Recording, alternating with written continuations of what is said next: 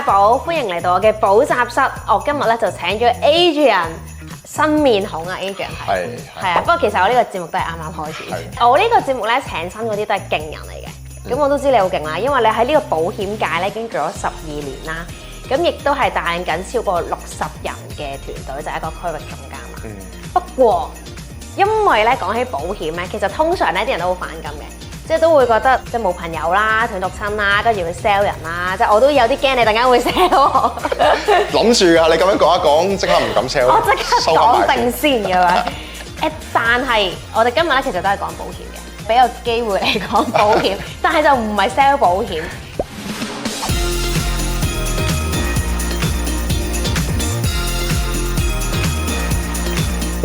就係想知究竟咧？你一開頭做保險嘅時候係咪真係冇朋友嘅咧？一開始嘅時候真係冇朋友㗎，本身都識得唔多人。不過而家越做越多咯，冇乜獨親俾我斷嘅，可能嗰陣時。咁但係你認唔認同呢個做保險係會斷獨親？我覺得我唔認同嘅。不如講下我自己點入行。好啊。咁其實可能你而家睇我唔出㗎啦，真係肉眼睇唔出啦。我以前係一個精英運動員嚟嘅。咁啊，做邊方面嘅精英運動員？講起見到我啲 friend 會覺得我睇似係推圓球啊、擲鐵餅嗰啲，估我唔到。但係其實咧，我係打籃球嘅。咁啊，基本上我中學嘅時候讀嗰間中學叫英華書院啦，都係一間籃球嘅好強嘅學校嚟嘅。細個打校隊啦，咁啊代表過香港打青年軍啦。哇！中學畢業之後入咗中大啦，咁好順理成章咁樣打中學校隊啦。咁我係讀工商管理，即係 BBA 嘅。咁喺 Year 3嘅時候咧，我啲 friend 啊，全部都係咁 send CV 啊，揾啲 interview 嘅時候咧，咁我係冇諗過嘅，即係我嗰陣時嘅條路得一條路嘅啫，覺得自己係諗住一畢業嘅時候咧，就繼續喺籃球度發展，即係要做一個全職運動員。係啊，即使喺香港揾唔到食，都要做。呢種係另外一種浪漫主義。咁咧就嗰陣時其實我18歲開始打甲一組㗎啦，咁啊去到畢業嘅時候都打咗3年。咁一畢業嘅時候我就純粹揾咗幾間中學嘅校隊嘅教職啦，即係做教練。同埋就考咗個健身教練牌，咁啊諗住嗰陣時諗住做 slasher， 係啊，即係叫做揾下錢，即係養活到自己就算。咁但係事緣我好記得就去到2013年啊，即係1月啦，我媽媽其實係屋企嘅經濟支柱，突然間喺屋企話唞唔到氣，同埋啲骨頭好痛，咁啊全家都好驚啦，咁啊帶咗去醫院檢查，咁如是者做咗一輪檢查，做咗成個禮拜啊，咁啊醫生攞支報告出嚟就話我媽媽咧係一個末期嘅肺癌。咁嗰陣時就晴天霹靂嘅，因為你唔能夠想像一個唔煙唔酒、生活健康嘅即係個女性係咁樣就哇，仲一嚟係已經係擴散到腦幹骨淋巴嗰個末期嘅肺癌。咁嗰陣時係好 shock 嘅，咁一家人嘅反應即係都唔使描述，你估到係幾慘係幾慘。咁但係阿媽嗰陣時就講話你唔使擔心，咁阿妹都唔使擔心。阿妹就細我8年啦，嗰陣時讀緊中3。咁阿媽嗰陣時同我講你唔使擔心，阿妹去外國讀書都冇問題嘅，因為我妹不嬲都好想外國讀書。但係就話呢個計劃冇被影響，因為有買足夠保險。係咁，預示咗3個月咧，都來來回回啊，出入醫院咧，用咗差唔多70-80萬。啲初期嘅治療，咩化療啊、標靶藥啊、電療。咁呢個 moment 對我係一個好大嘅警鐘啦，即係你就好似有2件事溝埋咗一齊咁。咁第一件事就當然係媽媽病咗，然後我睇到保險點樣賠錢。即係保險本身對我嚟講係neutral嘅，即係一件事，即係冇反感，冇反感，冇話佢超正係咪？係啦，咁純粹就係聽啲人講係份職業啦，即係不嬲都知道揾到錢嘅，即係多勞多得呢個肯定聽過啦，保險係多勞多得係咪？呢樣嘢肯定聽過。咁但係我就確實地感受到嗰份保單係一個屋企發揮嘅價值啊，真係賠咗70-80萬出嚟。咁呢樣嘢再溝埋 mix 埋咧，要揾錢嘅概念。係啦，因為屋企嘅長子啊，咁啊要負起經濟責任啦。咁所以順理成章就嗰陣時開始就真係離咗隊啊，即係 quit 咗我隊甲一球隊啦。咁啊同教練講我要真係好認真咁樣去孭起經濟責任啊。咁啊好順理成章就2013年3月正式入行咁樣咯。哦，咁呢一個其實就係你第一份工喎。全職嘅工作算係第一份啊。係咯。咁你平時係點樣揾客㗎？係啊，頭先講好直接啊嘛，即係都係用 WhatsApp 啊、電話啊。嗰陣時咧 IG 都未 hit 嘅，嗰陣時用 Facebook 嘅 message。暴露年齡。係暴露年齡啊，係90年出生嘅人。有一晚翻到屋企11點見完客，咁喺度碌 Facebook 呢啲 message，一見到我個 friend 叫恒啊，即係我大學同學叫恒咁 online inbox 去問下佢啦。即係只係 online 你已經唔放棄啦。係啊，即刻問下佢啦咁樣。你咪炒嚟呢度？於是我就 inbox 咗佢咁樣。係啦，咁所以咧，我都有嘅，因為已經做咗功課，有段對話添嘅。咁我就做你個大學同阿恒啦。你睇下，你講你第一句係點樣開始嘅對話？喂，阿恒，你啱啱放工啊？喂，我翻緊工嚟㗎。係喎，喂，唔好意思，唔記得咗你而家做護士要輪更啊添。喂，阻住你，喂，唔好意思，我想問下你咧幾時得閒啊？介唔介意咧？我打俾你講幾句啊？如果你聽日中午時間方唔方便啊？嚇！我到咩事啊？我約你個打俾我咯。喂 ，OK 啊，你而家方便，好。喂，不話時話，你電話幾多號啊？嚇！所以咧，就係你連佢電話幾多號你都唔知。唔知啊。一個唔係太熟嘅狀態。係啊，其實唔係太熟嘅，即係講下我同佢關係咧，其實係中大籃球隊嘅隊友嚟嘅。咁我就係讀工商管理啦，即係 BBA 啦，佢就讀護理系。即係護士啊，即係出到嚟做護士嗰個護理系咁樣。我哋又唔同書院，又唔同科，咁我哋每個禮拜見面咧，就係一個星期2次嘅籃球隊校隊訓練咯。咁啊，一次練2個鐘。咁不過咧，嗰陣時大家交流咧，覺得佢好 friendly 啦，即係好有義氣啊，好搞笑嘅人，咁好 funny 嘅。咁所以我哋可能係比起一般嘅 hi-bye friend 個關係好少少嘅 hi-bye friend 咯。即係都係 hi-bye friend 嚟嘅啫咁樣，所以呢個係咁樣嘅關係。咁但係嗰陣時咧，即係我自己揾客就好直接嘅，即係我自己有咁嘅經歷啦。我好衷心相信保險嘅價值。真係見到朋友，我有機會我就會問佢：喂，你有冇興趣，或者你介唔介意我同你分享下呢啲嘅概念啊？如果你覺得啱聽嘅話咧，我先進一步俾啲 plan 你睇。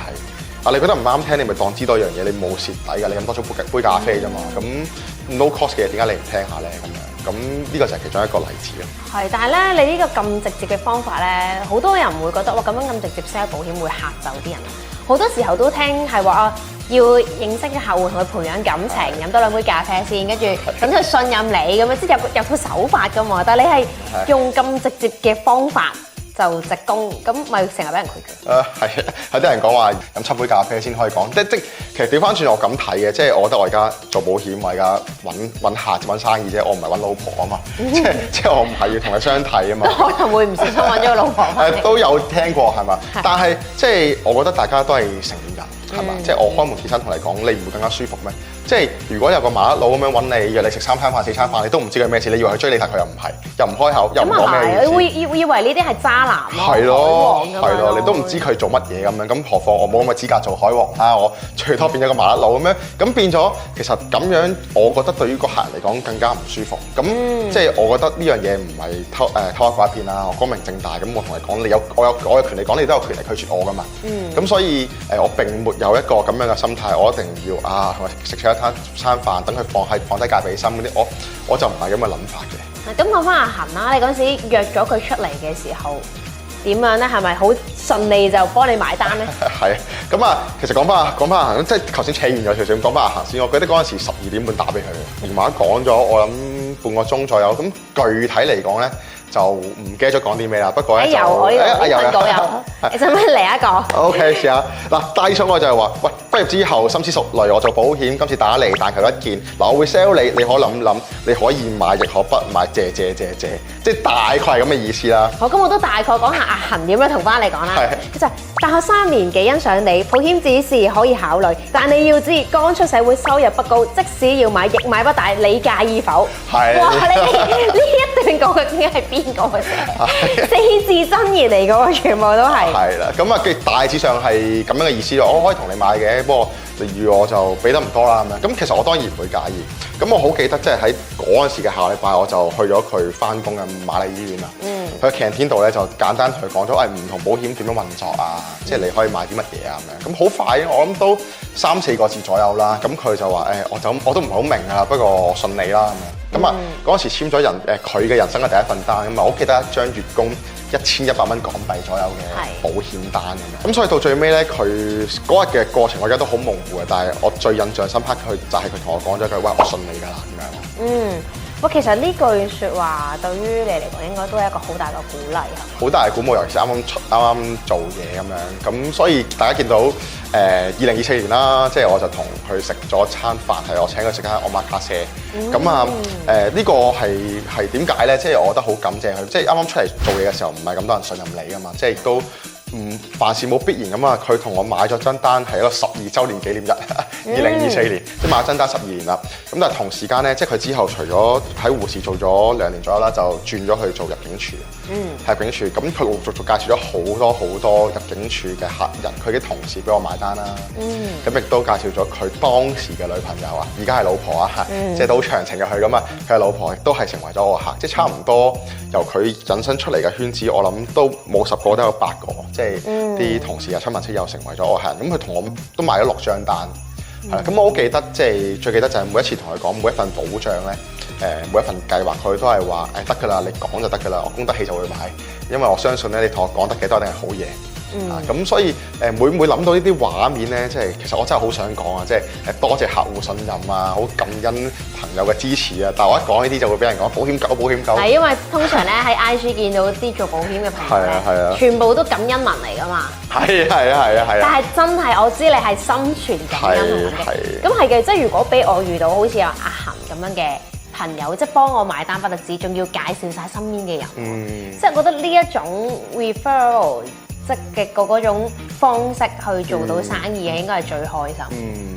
因為其實有啲人話咧，轉介紹一場冒險嚟嘅，咩冒險咩險咧？即係例如話我介紹阿寶，你俾我 friend 識，其實我係冒住一個打破我同佢信任我個朋友嘅一個信任嘅風險，因為我一定要介紹啲好嘢俾佢。即係你做得唔好嘅話，其實我個 friend 唔單止怪你，其實更加係怪我點解介紹啲唔好嘢俾佢。係。所以我覺得係真係好開心係有呢件事嘅。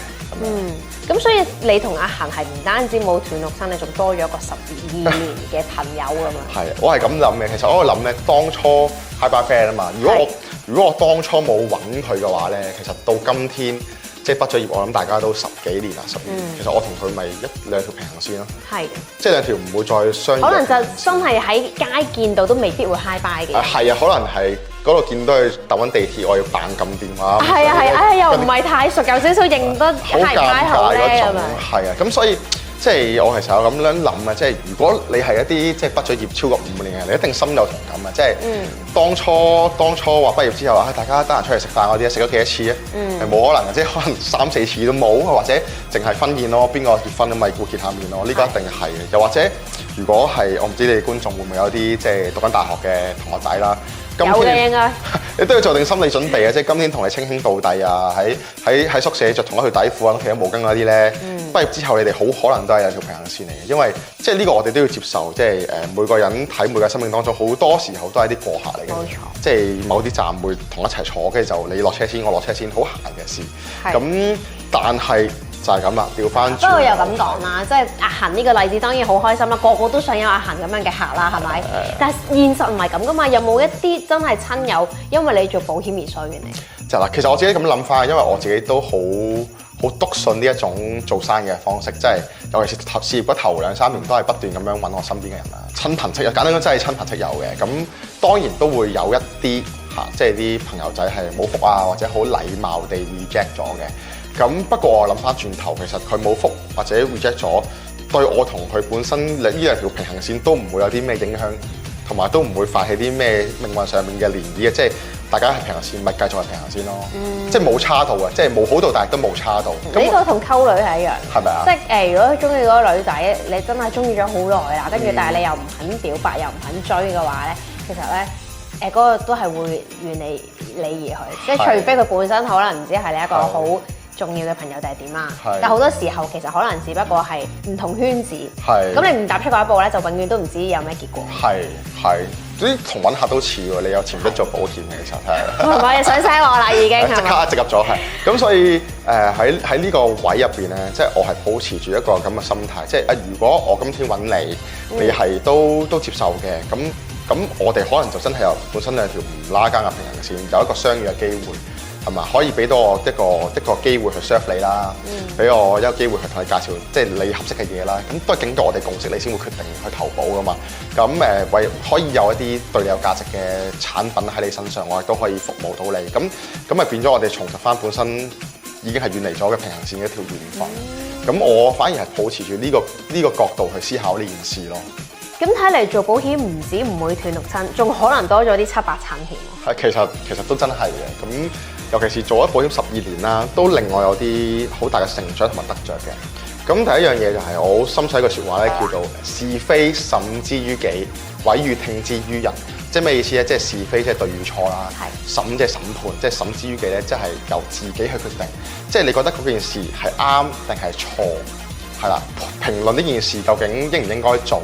嗰把尺咧應該握喺自己手上。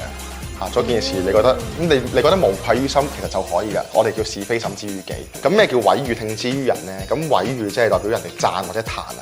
係啦，即係毀即係詆毀啦，譽即係榮譽啦，係啦，呢啲名譽啊咁樣嘅嘢，即係毀譽即係讚定係彈。聽之於人即係咩意思咧？即係人哋有得人講，係啦，人哋講你聽下就 OK 㗎啦，亦都唔使太過即係擺上心，人哋俾你嘅評價。即係把口就生喺人哋度，人哋點講咧，我哋都理唔到嘅。係啦，咁我就好深信呢樣嘢，即係令我諗到其實唔單止做保險嘅，我發覺好多人嘅煩惱啦，都係嚟自於人哋點樣睇你自己。做呢件事會唔會係錯咧？會唔會覺得傷害到人啊？人哋唔開心啊，我就唔做啊咁樣。但係你諗翻，其實真正為你自己人生負責得你自己啫嘛。咁第二樣嘢就係都引申到嘅，即係好多人而家俾人講係呢個保險狗啦，即係保險狗。咁有啲人問我點睇，我話冇乜點睇嘅。就你有時一上網咧，咩都俾人講啊，即係我聽過保險狗啦，工程狗啦，全部都攞狗，教速啦，教速。